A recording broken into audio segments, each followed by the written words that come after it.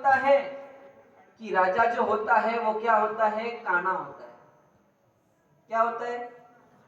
काना, यानी समझते ना क्या होता है?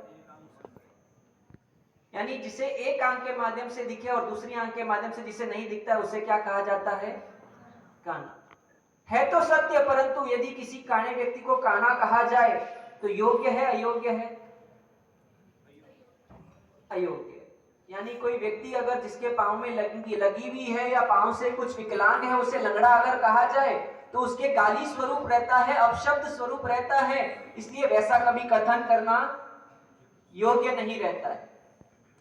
और इसी को ध्यान में रखते हुए अब राजा जो थे काने थे, अब राजा का चित्र बनाना था और चित्र में अगर राजा की ये जो विकलांग अवस्था या फिर काने पने की व्यवस्थाएं थी अगर उसको प्रदर्शित कर दिया जाए तो राजा क्या हो जाएंगे? नाराज हो जाएंगे, क्रोधित हो जाएंगे, कुपित हो जाएंगे और ना जाने क्रोध में आकर कौन सी सजा दे बैठेंगे। हो सकता है कि मुझे ग्राम से निकाल दे या मुझे मृत्यु दंड भी दे दे।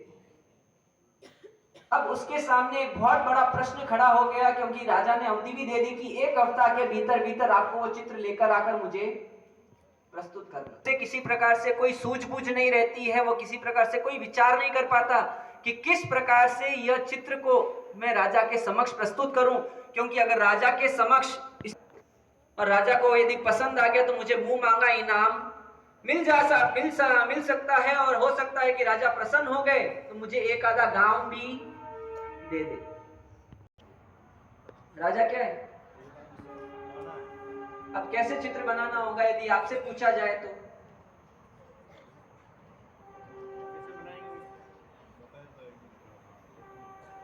क्योंकि चित्र तो बनाकर देना पड़ेगा। अगर चित्र बनाकर ना भी दिया तो राजा की आज्ञा की अवहेलना हो जाएगी। यदि आपसे पूछ लिया जाए, आपसे अगर वह जो चित्रकार था निवेदन करे कि आप मेरी कुछ मदद कर दीजिए,